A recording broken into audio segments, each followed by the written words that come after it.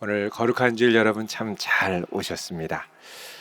오늘 본문 말씀을 중심으로 예수님의 십자가 이후에도 끝까지 예수를 따른 사람들, 십자가 이후에도 끝까지 예수를 따른 사람들이라는 제목으로 함께 말씀을 나누도록 하겠습니다. 지난 19일 세계적인 기독교 변증가였던 이 라비 제카라이어스가 하나님의 부름을 받아 영원한 본향에 안식했습니다. 마이크 펜스 미국 부통령의 논평에 따르면 그는 진리의 말씀을 제대로 다루는 우리 시대에 몇 안 되는 믿음의 사람이고, 또 빌리 그레이엄 전도협회 대표인 이 프랭클린 그레이엄 목사의 말에 따르면 그는 우리 시대의 위대한 기독교 변증가 중 한 명이었다라고 합니다. 제가 기독교 변증에 대해서 관심을 갖게 된 가장 큰 계기 중 하나가 바로 이 라비 제카라이어스의 영향이었습니다. 제카라이어스의 강연을 처음 들은 것은 제가 1996년 미국 시카고에 있는 무디 기념교회에 있었던 한 컨퍼런스 기간 중이었습니다. 그분이 나타나서 모든 이들에게 기독교의 진리를 설득력 있게 변증을 할 때 모든 청중들은 숨을 죽일 듯 완전히 그의 말에 사로잡혀서 진리에 감동하는 모습을 보고 신선한 충격과 자극을 받았습니다. 너무 감동해서 사람들이 일어나서 기립박수를 칠 정도였습니다. 이후로 그의 책을 구입해서 읽으면서 기독교 변증에 대한 관심과 생각들을 이어갔습니다. 몇 년 후에 한국에서는 그의 사역이 소개되기 시작했고 또 그의 책이 번역되기 시작했습니다. 그랬다가 지난 2016년 8월에 서울의 한 교회에서 조찬 모임이 열렸는데 그곳에 갔다가 20년 만에 이분을 제가 다시 만났습니다. 그리고 그를 만나서 반갑게 교제를 나누며 20년 전에 제가 대학생이었을 때 있었던 그 일들을 함께 나눴습니다. 사진을 한 장 보겠습니다. 네, 이분 암으로 하나님의 부르심을 받아서 이제 얼마 전까지 아주 건강하셨는데 주님의 부름을 받고 돌아가셨습니다. 제가 이분을 만나면서 느꼈던 것 중에 하나는 진리를 변증하는 그의 태도였습니다. 그가 기독교 변증을 나눌 때 시종일관 따뜻함과 애정을 잃지 않고 있었다는 것입니다. 무신론자들을 향한 애정이 많이 느껴졌습니다. 그분이 1992년 하버드 대학교에서 하도 학생들이 무신론과 회의론으로 갈 바를 알지 못하고 방황을 하니까 이 베리타스 포럼이라는 것이 마련이 됐는데 이때 이분이 첫 강사로 나서서 수많은 회의에 빠진 불신 대학생들에게 예수 그리스도를 설득력 있게 증거했습니다.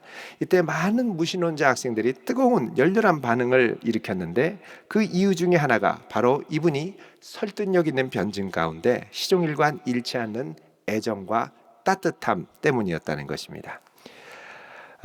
무신론자들뿐만 아니라 전 세계의 지성인들이 또 회의론자들이 이분에게 뜨거운 호응을 보낸 것도 바로 이 부분으로 평가를 받습니다.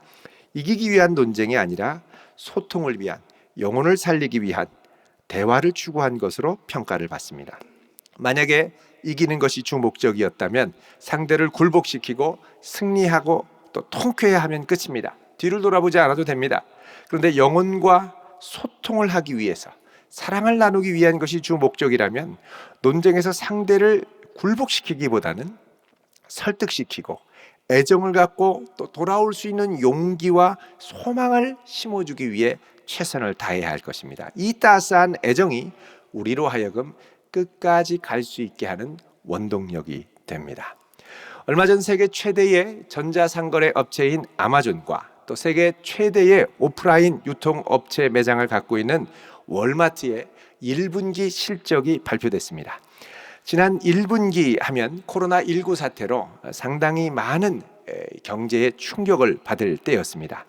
대부분의 사람들이 아마존이 아마도 뛰어난 실적을 거두고 월마트는 상당한 어려움이 있을 것으로 예상을 했습니다. 그런데 막상 뚜껑을 열어보니 결과는 정반대였습니다. 아마존은 외형적인 매출이 늘어났지만 순이익 실적이 전분기에 비해서 28.8%나 하락한 반면에 월마트는 도리어 그 기간에 순이익이 3.9%, 매출도 8.6%가 증가했습니다. 다들 깜짝 놀랐습니다. 도대체 어떻게 된 거냐? 알고 보니까 많은 고객이 그냥 인터넷으로 주문하고 그 주문한 물품이 올 때까지 기다리는 것보다 주문을 하고 모바일 앱을 통해 주문을 하고 곧바로 가까운 월마트 매장에 가서 차를 딱 받치고 있으면 직원이 와서 따뜻하게 인사를 하면서 짐을 실어주는데 주문한 물건을 이때 느꼈던 따뜻함, 비대면 시대에 아무도 만나지 않고 물건만 기계적으로 오는 게 아니라 직접 가서 사람을 맞대는 느낌, 여기에 많은 매력을 느꼈다는 것입니다. 신선식품도 그렇습니다. 주문을 하면 가서 기다리고 있다가 바로 차에 실어줍니다. 여태까지 아마존이 갖고 있는 이 비대면 강점이 가장 극대화될 줄 알았는데 이 위기 가운데 비대면만이 아니라 사람을 어떻게든 접촉하고 따뜻함을 주는, 인간적인 따뜻함을 느끼게 해주는 비즈니스 모델이 여전히 많은 유효함과 효과를 지니고 있다는 것이 드러났습니다. 우리나라에도 이런 비즈니스 모델을 결합한 것이 큰 호응을 얻고 있는 것이 있습니다. 여러분, 당근 마켓이라고 들어보셨습니까? 예, 당근 마켓은 당근을 파는 마켓이 아니고 당신 근처에 있는 우리 동네 중고 앱 장터를 당근 마켓이라고 합니다. 이게 동네 사람을 인증을 해가지고 거기에 들어가면 이 사람이 얼마나 따뜻하게 옆 사람에게 대해줬는지 매너 온도를 또 이렇게 평가하게 되어 있습니다. 그러니까 우리 동네의 따뜻한 장터의 분위기로 이 당근 마켓을 운영을 하는 것이죠. 자, 따뜻함, 온기가 참 중요합니다.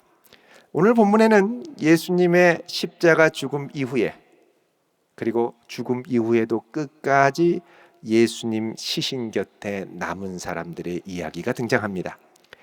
예수님이 하나님 나라를 가지고 오실 줄 믿었고 또 그 나라의 왕이 되실 것을 기대하고 따라왔던 많은 제자들과 사람들이 있습니다.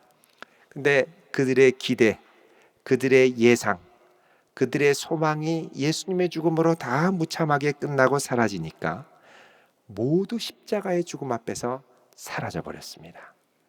다 예수님 돌아가셨으니까 다 끝난 거죠. 제자들도 다 흩어졌습니다.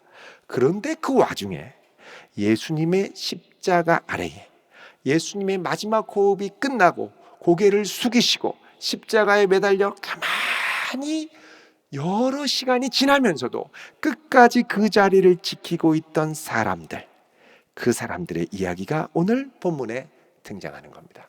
끝까지 남았던 사람들은 무엇 때문에 끝까지 남아 있었을까요? 자, 먼저 오늘 본문에는 끝까지 남아있던 사람들 이야기로 여인들이 등장을 합니다. 오늘 본문 40절, 41절 같이 읽겠습니다. 같이 읽습니다. 멀리서 바라보는 여자들도 있었는데 그 중에 막달라 마리아와 또 작은 야고보와 요새의 어머니 마리아와 또 살로메가 있었으니 이들은 예수께서 갈릴리에 계실 때에 따르며 섬기던 자들이요 또 이 외에 예수님과 함께 예루살렘에 올라온 여자들도 많이 있었더라. 아멘. 자, 예수님의 어머니 마리아를 비롯해서 예수님께서 갈릴리에 계실 때 놀라운 치유와 능력을 경험하고 예수님의 말씀으로 정말 삶의 소망을 새롭게 붙들었던 수많은 여인들이 예수님을 따라왔습니다. 갈릴리에서부터 그 먼 예루살렘까지. 여러분, 이 여인들이 여전도회의 원조인 줄 믿으시기 바랍니다. 여전도회 회원들이 갈릴리에서 여기까지 예수님 따라온 거예요. 너무 예수님 사랑하고 너무 예수님 귀해서. 자, 이렇게 해서 예수님을 따라왔는데 문제는 예수님이 돌아가신 겁니다. 예수님이 돌아가실 때 그 당시에는 여성들이 갖고 있는 사회적 지위나 권한의 한계와 차별이 있어서 어떻게 더 이상 할 수도 없고 꼼짝 못하고 그저 예수님을 바라만 볼 수밖에 없었습니다. 어떻게 해야 될 줄을 몰랐습니다. 단 이들이 할 수 있는 최선은 뭐냐? 그저 십자가에서 돌아가시는 예수님 곁에 있는 것, 이거밖에 없었습니다. 이 여인들에게는 예수님을 향할 따뜻한 애정과 사랑이 있었습니다. 이게 어머니에게 주신, 여성들에게 주신 하나님의 특별한 은사와 능력인 것 같습니다. 우리 지난주에도 여전도회 헌신 예배를 드렸습니다만 하나님께서 여인들에게, 여성들에게 생명을 잉태하고 출산하고 기를 수 있는 특별한 은혜와 은사를 주셨습니다. 자녀를 양육할 때 어머니가 끝까지 이 아이를 인내하며 참아주며 보살피는 것은 이 어머니에게 하나님이 허락하신 특별한 애정과 따스함의 손길 때문입니다. 이 여인들이 이 마음을 갖고 십자가에 돌아가신 예수님을 바라봤습니다. 그 예수님을 향한 애정과 따스함은 주님이 돌아가셔도 포기하거나 그만 중단된 것이 아니라 계속되었습니다. 돌아가셨는데도 그 사랑이 끊어지지 않습니다.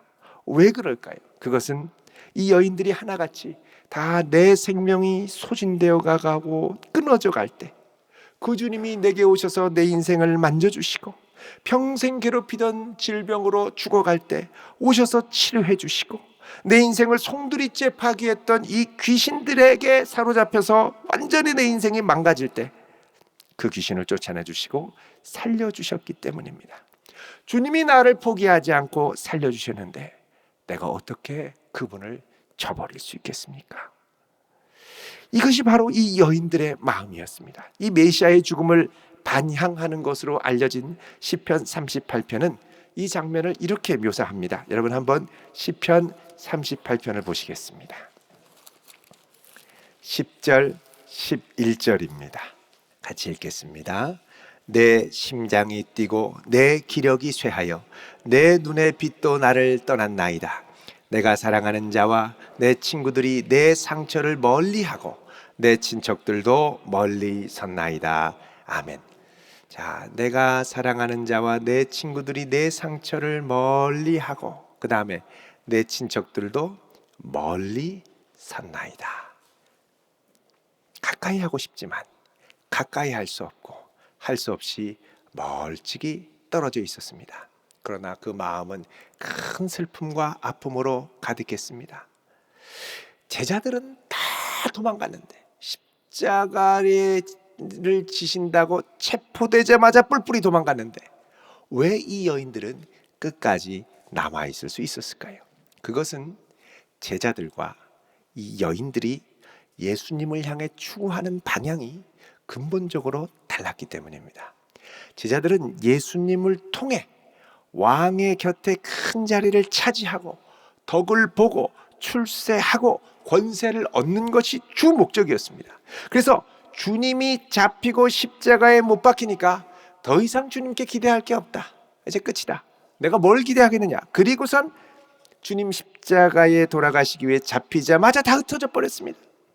그러니까 예수님을 따라다녔던 목적이 사라지니까 그냥 예수님을 저버린 것입니다. 그리고 그 목적은 다 나의 유익을 위해서 붙들었던 것입니다. 반면에 이 여인들은 예수님을 따라다니는 목적이 출세하거나 복을 얻거나 내가 유익을 얻기 위한 것이 아니었습니다. 이 여인들은 하나같이 나 같은 죄인을 살리신 주님의 은혜가 너무 귀하고 너무 감사해서 어떤 일이 와도 예수님을 따르는 것이 주님을 사랑하기 위한 것으로 본질적으로 주님을 사랑하기 때문에 따라가는 걸음이었던 것입니다. 여러분, 우리 모두가 예수님을 사랑함으로 끝까지 그분을 따라갈 수 있기를 축원드립니다. 우리가 살아가다 보면 믿음이 흔들릴 때가 옵니다. 근본적인 믿음이 흔들립니다.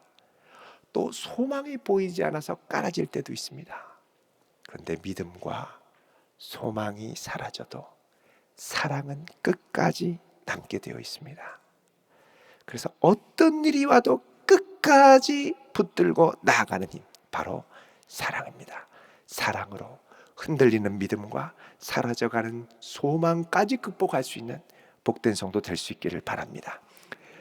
자, 47절 보십시오. 이 여인들이 이 사랑으로 어떻게 했는지 같이 읽습니다. 시작. 막달라 마리아와 요새의 어머니 마리아가 예수 둔 곳을 보더라. 아멘. 자, 이 여인들은 예수님의 시신을 안치했던 무덤까지, 예수님 십자가 돌아가신 이후로 무덤에 가실 때까지 그 장소를 계속 집요하게 따라가면서 봤습니다. 여기 예수 둔 곳을 보았다는 것은 세심하게 눈여겨보고 기억해 두었다는 뜻입니다. 이 말은 이렇게 예수님이 묻힌 다음에 아이고 예수님 묻히셨네, 다 끝났다, 가자, 그리고 다 갈릴리로 돌아가는 게 아니라 이후에 언제라도 다시 찾아오려는 마음으로 눈여겨보고 간 것입니다. 이것은 믿음에 근거한 행위도 아니고 소망에 근거한 행위도 아닙니다. 이것은 오직 사랑에 근거한 행위였습니다. 특히 여기 무덤까지 따라오려면 참 인간적으로 눈 뜨고 볼 수 없는 장면을 많이 봐야 여기까지 올 수 있습니다. 무슨 말이냐면, 여러분, 예수님이 십자가에 달려 돌아가시고 고개를 숙인 다음에 어떤 일이 일어납니까? 진짜 죽었는지 로마 군병이 와서 옆구리에 창을 찌르죠. 피와 물이 옆구리에서 다 쏟아져 나옵니다. 그걸 다 봐야 돼요. 뿐만 아니라 이제 예수님은 십자가에 내려서 박혔던 못을 뽑고, 발에 박혔던 못을 뽑고, 그 예수님 피로 땀으로 흥건하게 범벅된 그 몸을 옮겨서 그 몸을 깨끗하게 닦아줄 뿐만 아니라 소독을 하고 향료를 바르고, 그리고 거기에 수의를 입히고, 그리고 정결한 세마포 옷으로 그의 몸을 다 감싸서 그 몸을 옮겨서 무덤까지 와서 안치하는 장면, 이걸 다 봐야 됐다는 거예요. 제자들은 안 봤습니다. 여인들만 끝까지 따라가면서 봤던 거예요. 그 이유는 딱 하나입니다. 이거 볼 때 얼마나 마음이 찢어지고 메어 죽겠습니까? 예수님을 사랑했던 것, 십자가에 돌아가신 예수님을 사랑했던 것, 이게 이 여인들의 마음에 끝까지 남아 있었던 것입니다. 놀랍고도 신비로운 사실은 이 끝까지 주님을 사랑하고 포기하지 않는 마음으로 인해서 이 여인들은 16장의 부활의 첫 증인이 되는 영광과 특권을 맛보게 된다는 사실입니다. 주님을 끝까지 붙들고 갈 때, 끝까지 사랑하며 놓지 않을 때 예기치 못한 놀라운 은혜를 맛보게 될 것입니다. 자, 이 여인들과 함께 예수님이 죽고 난 후에도 끝까지 예수님을 따랐던, 이번에는 또 다른 남성이 등장합니다. 그 남성은 아리마대 사람 요셉입니다. 42절 43절 우리 같이 읽어보겠습니다. 시작. 이 날은 준비일 곧 안식일 전날이므로 저물었을 때에 아리마대 사람 요셉이 와서 당돌이 빌라도에게 들어가 예수의 시체를 달라 하니, 이 사람은 존경받는 공회원이요 하나님의 나라를 기다리는 자라. 아멘. 자, 예수님 당시의 역사가 요세푸스는 아리마대를 가리켜 사울의 출생지이자 사무엘의 고향인 라마라고 합니다. 사울이 이 베냐민 지파 사람이니까 예루살렘 유다 지파에 바로 붙어있던 위에 있는 지파가 이 베냐민이었습니다. 그래서 예루살렘에서 이 라마까지는 한 30km 정도밖에 떨어져 있지 않은 가까운 도시였습니다. 라마 사람 요셉입니다. 이 아리마대 요셉이 그동안 마가복음에서 한 번도 전면에 나타나지 않다가 이제 예수님이 돌아가시고 나니까 비로소 자신의 정체를 드러냅니다. 자, 본문 43절에 보면 이 요셉이 빌라도에게 당돌이 시체를 달라고 요구합니다. 이게 당돌하다라는 건 담대하다라는 의미인데, 이것은 아리마대 요셉의 행위가 자칫하면 자신에게 상당히 불리해질 수 있는 어려움이 생길 가능성을 의미합니다. 어떤 어려움일까요? 그것은 요셉의 신분을 고려할 때 이해가 갑니다. 그는 존경받는 공회원, 그리고 하나님의 나라를 기다리는 사람이었다고 본문에 소개합니다. 공회원이라는 건 산히드린 공회원을 말하는데, 전 유대에서 가장 존경받는 영적 지도자 70명 중 하나였던 것입니다. 이 산헤드린 공회에서 주요한 유대의 종교적 결정을 내리곤 하는데, 여러분 15장 1절에 보면 이 산헤드린 공회가 무엇을 했습니까? 이른 새벽에 불법적으로 모여서 예수님을 십자가에 못 박기로 결의를 했죠. 이때 분명히 요셉도 함께 했었습니다. 아니, 그런데 본문에는 요셉이 하나님의 나라를 사모하고 기다리는 자라고 설명하는데, 그 요셉이 산헤드린 공회에 참여해서 예수님을 십자가에 못 박는데 동조했다. 이거 마음이 좀 불편하지 않습니까? 도대체 요셉은 그때 무엇을 했었을까요? 자, 이것을 누가복음 23장 50절 이하에 잠깐 언급을 합니다. 자, 우리 누가복음 뒤로 가셔서 마가복음 뒤에 23장 50절 51절을 잠깐 보겠습니다. 누가복음 23장 50절 51절. 자, 여기 보시면 공회 의원으로 선하고 의로운 요셉이라 하는 사람이 있으니 그들의 결의와 행사에 찬성하지 아니한 자라. 자, 그들은 공회원들을 말합니다. 사내들인 공회의 결의, 예수님을 십자가에 못 박기로 한 결의와 행사에 찬성하지 않았다는 겁니다. 그는 유대인의 동네 아리마대 사람이요 하나님의 나라를 기다리는 자라라고 말씀합니다. 자, 요셉의 성품을 보면 선하고 의로운 요셉이라고 합니다. 선하고 의롭습니다. 그래서 그는 새벽에 일어나 예수님을 죽이기로 하는 불법적인 결의와 행사에 반대 의견을 표명하고 반대표를 던졌습니다. 그러나 폭도같이 변한 대제사장 무리의 선동에 다른 공회 의원들이 다 찬성을 하면서 이 아리마대 요셉의 의견은 묵살당했습니다. 만약에 요셉이 여기서 더 강변을 하면 이들이 성난 사자와 같이 돌변해서 반대하는 이들에게 자꾸 쓰는 표현이 있죠. 너도 그 도당이라. 자, 이렇게 요셉을 몰아가면 요셉도 상당히 어려워질 수 있었습니다. 요셉은 그 성품이 선하고 의로워서 예수님의 십자가행을 반대했었습니다. 근데 워낙 막 다수가 몰아붙이니까 묻혀서 할 수 없이 무시가 되고 결의하게 된 거죠. 그런데 이 요셉에게는 숨겨진 비밀이 하나 있었습니다.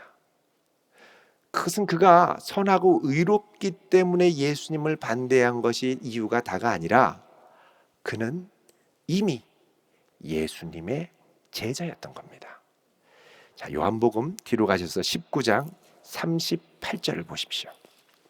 여기 보면 아리마대 사람 요셉은 예수의 제자이나 유대인이 두려워 그것을 숨기더니 이렇게 얘기합니다. 예수님의 제자였어요. 아마도 이 아리마대 요셉은 예수님을 한밤중에 찾아왔던 여러 경건한 유대인들 중에 하나였을 것으로 추정을 합니다. 한밤중에 예수님을 찾아와서 비밀리에 만나서 자신의 영적 고민을 털어놓고 상담도 하며 영생이 무엇이냐고 물어보고 하나님 나라에 대한 가르침을 받고 예수님의 제자가 되었을 것입니다. 그러나 자신이 예수님의 제자라고 하면 지금과 같은 아주 위태한 상황에서 유대인의 오해와 여론몰이로 자기에게도 위험한 일이 생길 수 있었기 때문에 자신이 제자임을 숨기고 예수님을 어떻게든 보호하려고 최선을 다해서 활동을 했습니다. 그러나 그게 실패하고 마침내 예수님이 십자가에 달려 돌아가시고 공의회 의원으로서 이 아리마대 요셉은 예수님이 십자가 지시는 그 자리까지 함께 왔습니다.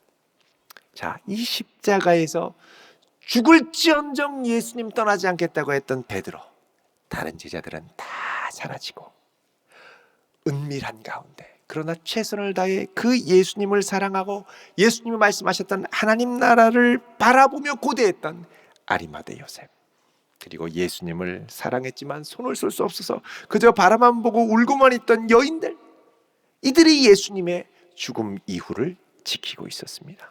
자, 예수님이 십자가에 돌아가셨습니다. 생각해 보십시오. 십자가에 달려 돌아가시고 다 이루었다 하고 마지막 소리를 지르시고 숨을 거두며 고개를 숙이십니다. 그 다음부터는 미동도 없으세요. 이렇게 돌아가신 거예요.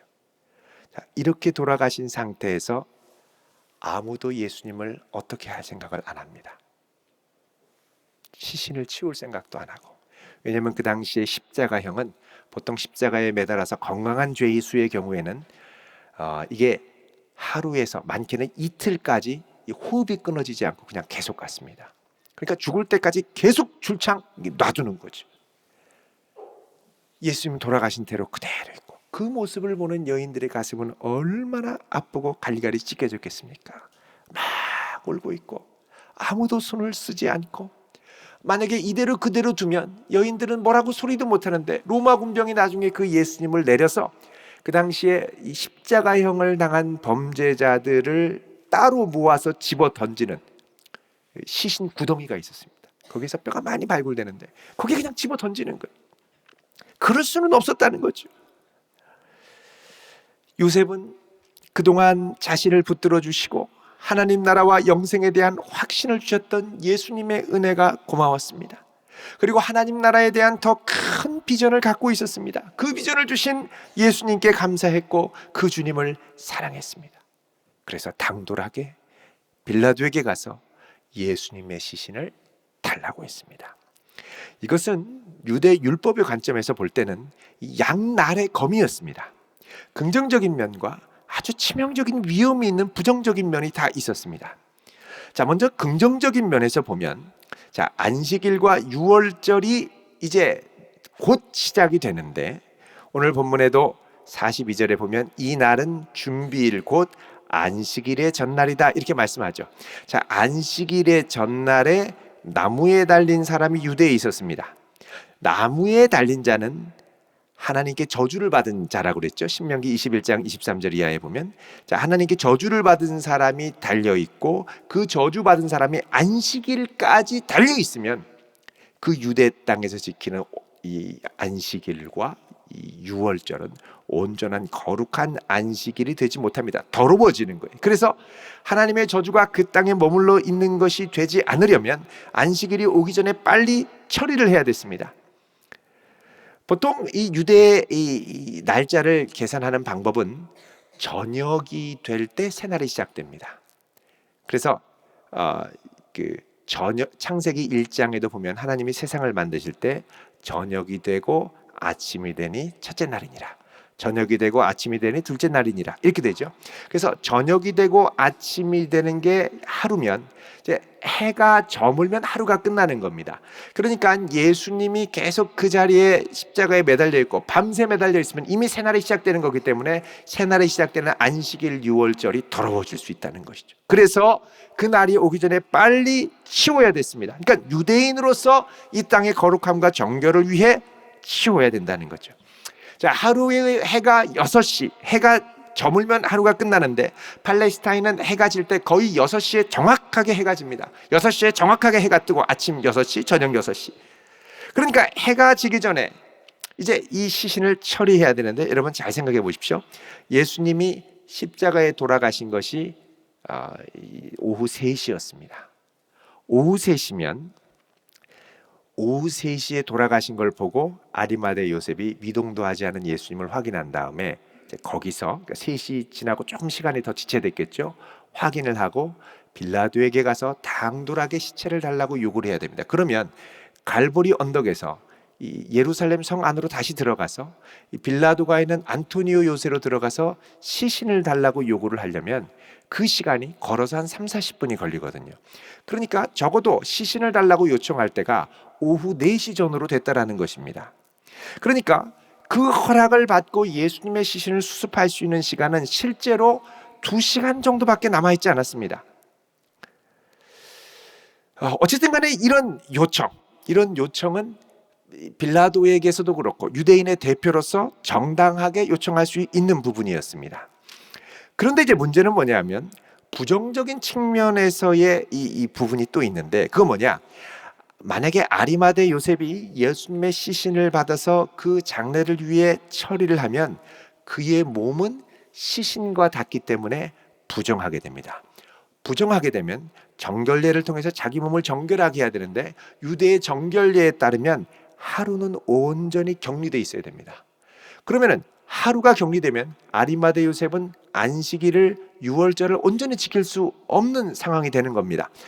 태어나서 지금까지 한 번도 율법을 어긴 적도 없고 오직 주일을 안식일을 거룩하게 지켰던 아리마대 요셉이 갑자기 이 안식일에 나타나지 않는다, 유월절에 나타나지 않는다, 사람들이 이상하게 생각하지 않겠습니까? 궁금해할 거고 묻고 캐묻다 보면 나중에 그의 신분이 탄로날 수 있다는 겁니다. 자, 빌라도가 가서 시신을 달라고 하니까 빌라도가 이상하게 생각합니다. 44절에 빌라도는 예수께서 벌써 죽었을까 하고 이상히 여겨 백부장을 불러 죽은 지가 오래냐 물었다 이렇게 얘기합니다. 벌써 죽었을까? 보통 죄인들은 하루 이틀 이상 갈 때도 있는데 매단 지 얼마 안 되는데 하루 만에 죽었을까? 이렇게 생각을 하는 것이죠. 또 이렇게 생각한 이유 중에 하나는 요셉이 요청을 할 때 43절에 빌라도에게 들어가 예수의 시체를 달라 이렇게 얘기했는데, 여기 이 시체와 45절에 알아본 후에 요셉에게 내어준 시체라고 할 때 이 시체가 헬라어 원문이 다릅니다. 먼저 43절에 나오는 시체는 헬라어로 소마인데, 이 소마는 영어 성경에 보면 바디로 해석을 많이 해놨습니다. 바디, 몸을 달라는 거죠. 그러니까 이 바디는 살아있는 바디일 수도 있고 죽어있는 바디일 수도 있고 죽어가는 바디일 수도 있었습니다. 그러니까 예수님의 몸을 달라고 그러니까, 그래서 여러분 이 나중에 초대교회에서는 아리마대 요셉이 예수님의 몸을 달라고 한 구절을 보고 소문이 있었는데, 뭐냐? 예수님은 돌아가신 게 아니라 거의 죽다 살아난 그 몸, 그러니까 임사라고 그러죠. 죽음에 가까운 near death body를 갖고 받아가지고 예수님을 극진히 돌봐서 살렸다, 이런 소문이 막 돌았습니다. 이게 그럼 왜 이렇게 몸을 달라고 했겠냐라는 거죠. 자, 그런데 빌라도가 44절에 이 백부장, 이상하게 여기서 백부장을 시켜서 물어봤습니다. 근데 여러분, 이 백부장이 누굽니까? 이 백부장은 예수님이 십자가에서 그렇게 달려 돌아가신 것을 보고 이 사람은 진실로 하나님의 아들이었도다라고 고백했던 백부장입니다. 그러니까 예수님이 죽으신 걸 확실히 알고 있었죠. 이걸 듣고 백부장이 확인을 다시 하고 알려줬습니다. 그러니까 그러면 가져가도 좋다. 그리고 45절에 요셉에게 시체를 내어줬다라고 합니다. 여기 시체라는 말, 이 시체라는 말이 헬라어로 푸토마인데 영어 성경에는 이 콥스로 나옵니다. 콥스 하면 송장을 말하죠. 송장, 완전히 죽은 몸을 내어줬다는 겁니다. 자, 이렇게 해서 예수님의 몸을 받았습니다. 이거 보면 빌라도는 세상의 권력자라서 눈이 멀어서 잘 모르지만 예수님의 죽음을 확인한 백부장, 그리고 유대 최고의 지도자였던 아리마대 요셉, 다 예수 그리스도의 제자고 그리스도를 하나님의 아들로 고백하는 하나님의 사람에 의해서 죽음 이후도 보살펴짐을 알 수가 있습니다. 하나님의 신비로운 손길입니다. 자, 요셉은 시신을 받았습니다.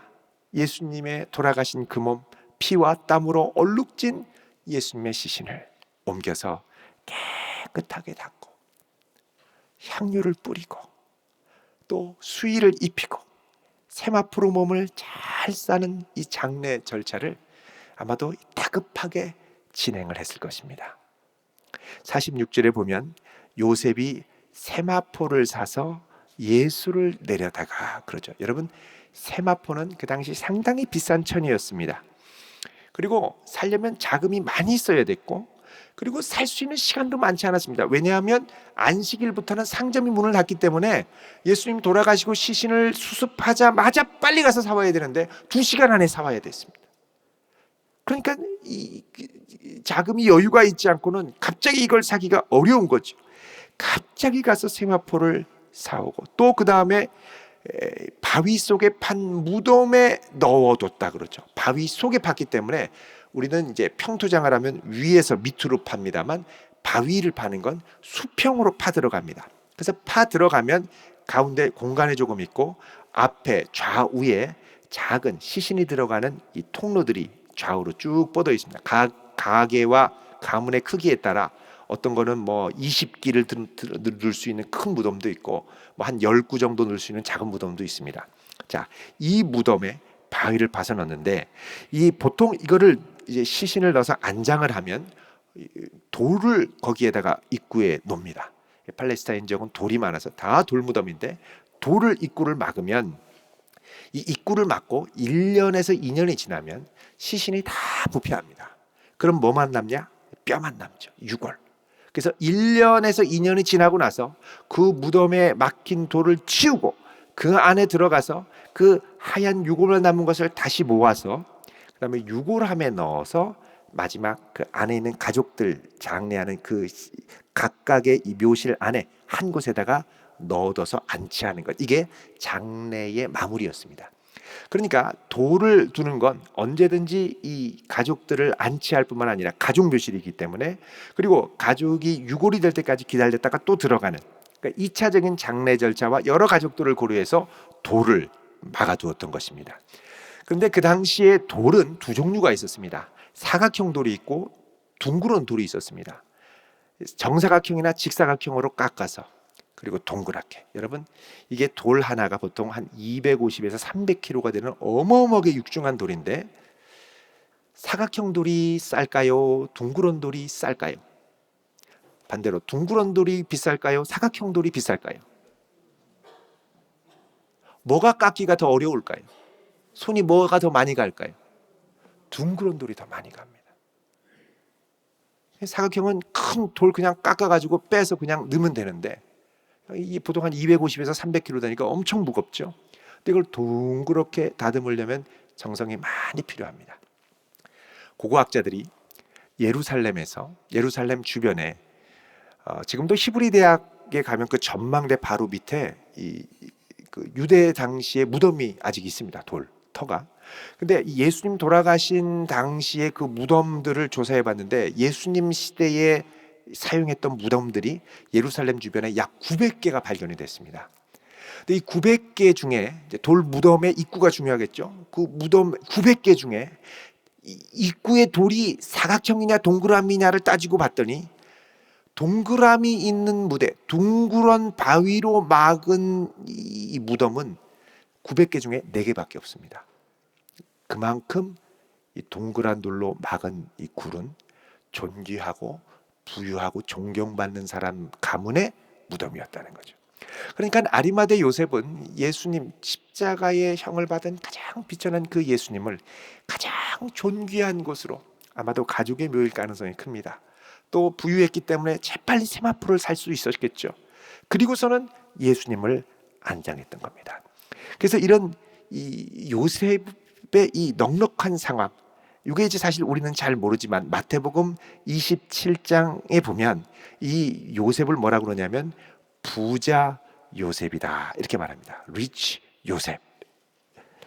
27장 57절에 보면 아리마대 요셉을 부자 요셉이다 이렇게 말하죠.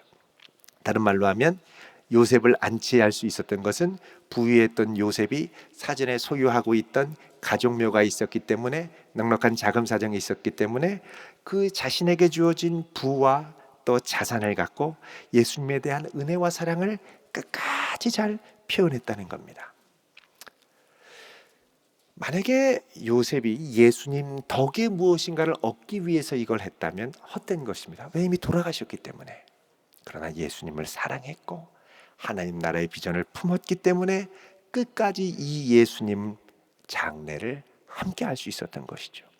그러니까 결국 예수님의 마지막은 예수님을 통해 내가 뭔가 잘 되고 내 사업이 잘 되고 내 일이 잘 되고 뭔가 출세를 하고 덕을 보려고 하는 것을 목표로 삼았던 사람들은 나중에 다 나가 떨어지고 오직 예수님을 따뜻한 시선으로 사랑하고 따뜻한 애정으로 붙들고 끝까지 그분을 사랑했던 자들만이 남아 그 손길로 인해 장례가 치러졌습니다.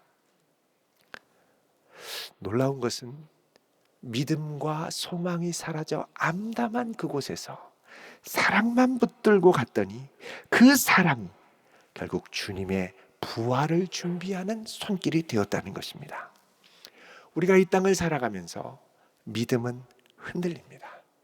소망도 사라집니다. 많은 어려움이 있을 때가 있습니다. 그래도 예수님을 사랑하는 이 사랑은 끝까지 갈 수 있기를 바랍니다. 예수님을 따라가는 것이 믿음과 소망만이 아니라 오직 사랑함으로 따라갈 수 있기를 축원드립니다. 믿음과 소망이 사라지면 사람의 신앙은 냉담해집니다. 믿음이 떨어져 보십시오. 소망이 떨어져 보십시오. 냉랭하죠. 그러나 사랑으로 주님을 붙들면, 사랑으로 주님을 끝까지 붙들면 다시 내 안에 마음이 일어나고 믿음이 살아나고 소망도 회복되는 역사가 일어나게 될 줄로 믿습니다. 주님을 향한 따뜻한 사랑이 다시 회복될 수 있기를 우리 주님의 이름으로 축원드립니다. 기도하겠습니다. 거룩하신 주님, 저희들 무엇 때문에 주님을 따라가고 있는지요? 끝까지 주님을 사랑함으로 따라가기를 원합니다.